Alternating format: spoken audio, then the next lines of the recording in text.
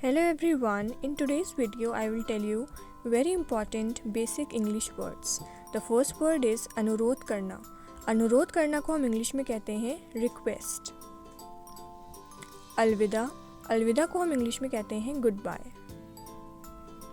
घरेलू को हम इंग्लिश में कहते हैं डोमेस्टिक. सामग्री को हम इंग्लिश में कहते हैं आर्टिकल्स या इंग्रेडिएंट्स. सचमुच को हम इंग्लिश में कहते हैं रियली. डांटना को हम इंग्लिश में कहते हैं स्कोल्ड. यदि को हम इंग्लिश में कहते हैं इन केस या इफ. कीमती को हम इंग्लिश में कहते हैं वैल्यूएबल. बेचैन को हम इंग्लिश में कहते हैं अनईजी. सफलता को हम इंग्लिश में कहते हैं सक्सेस. समझदार को हम इंग्लिश में कहते हैं मैच्योर.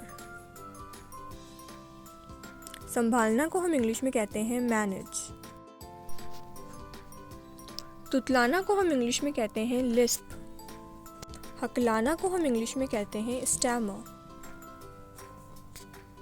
कपकपाना को हम इंग्लिश में कहते हैं शिवरिंग. घोषणा को हम इंग्लिश में कहते हैं अनाउंसमेंट. बिल्कुल सही को हम इंग्लिश में कहते हैं एग्जैक्टली.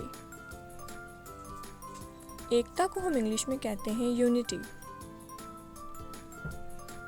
विकल्प को हम इंग्लिश में कहते हैं ऑल्टरनेटिव या ऑप्शन. भावुक को हम इंग्लिश में कहते हैं इमोशनल. अनदेखा को हम इंग्लिश में कहते हैं इग्नोर. निर्भर होना को हम इंग्लिश में कहते हैं डिपेंड ऑन. जंगल को हम इंग्लिश में कहते हैं फॉरेस्ट. सेवा करना को हम इंग्लिश में कहते हैं सर्व. भूलना को हम इंग्लिश में कहते हैं फॉरगेट. सुधारना को हम इंग्लिश में कहते हैं रेक्टिफाई या इम्प्रूव. फिलहाल को हम इंग्लिश में कहते हैं एज ऑफ नाउ. खजाना को हम इंग्लिश में कहते हैं ट्रेजर.